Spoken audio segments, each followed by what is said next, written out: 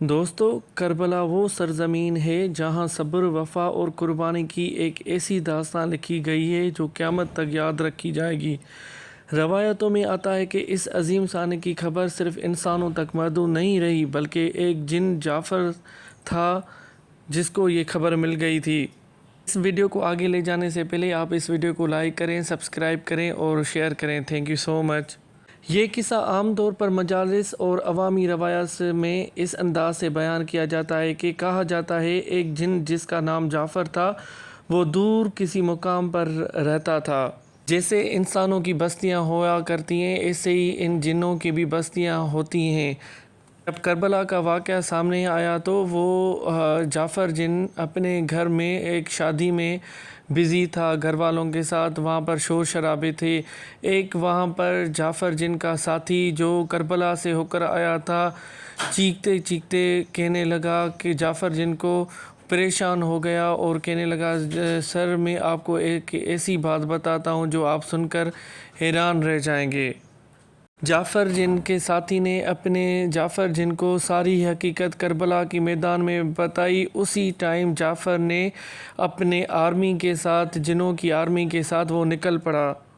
اسے خبر ملی کہ کربلا کے میدان میں حضرت امام حسین بن علی علیہ السلام اپنے اہل اصحاب کے ساتھ مشکل حالات میں ہیں۔ روایتوں میں آتا ہے کہ جب اسے یہ معلوم ہوا تو وہ حیران اور غمگین ہوا کہ نواسہ رسول صلی اللہ علیہ وآلہ وسلم پر ایسی آزمائش آ گئی ہے جو تکلیف دہ ہے۔ یہ خبر سنتے ہی اس کی دل میں غم پیدا ہوا۔ وہ کربلا کی طرف روانہ ہوا کہ شاید وہ اس عظیم مصیبت میں کوئی کردار ادا کر سکے۔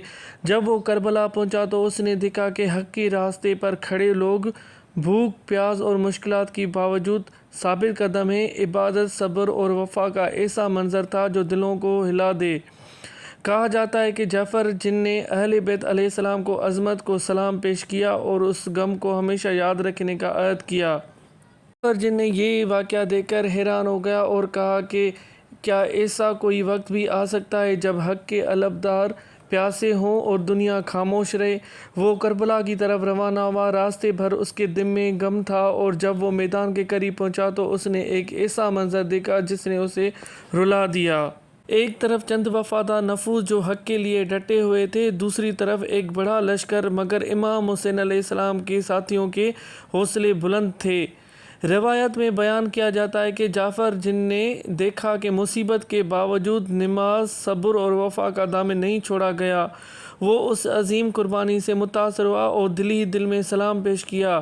پھر وہ لمحہ آیا جب کربلا کا وہ سانحہ پیش آیا جس نے تاریخ کو بدل دیا۔ جعفر جب غم میں ڈوب گیا اور اس سے قربانی کو ہمیشہ یاد رکھنے کا عہد کیا۔ جعفر جن نے حضرت امام حسین علیہ السلام کے سامنے آ کے اپنا سر پیش کیا اور اسے کہا کہ اے میرے مولا، آپ مجھے اجازت دیں، میں ان کو ختم کر دوں ایک لمحے میں۔ حضرت امام حسین علیہ السلام اپنے اہل بیت صلی اللہ علیہ وسلم کے ساتھ میدان میں کھڑے ہوئے تھے۔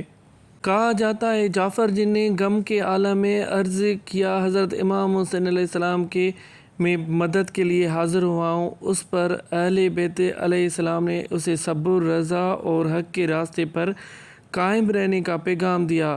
روایتوں میں یہ بھی مفہوم بیان کیا جاتا ہے کہ کربلا کا مقصد صرف جنگ نہیں بلکہ حق اور باطل کے درمیان فرق واضح کرنا تھا۔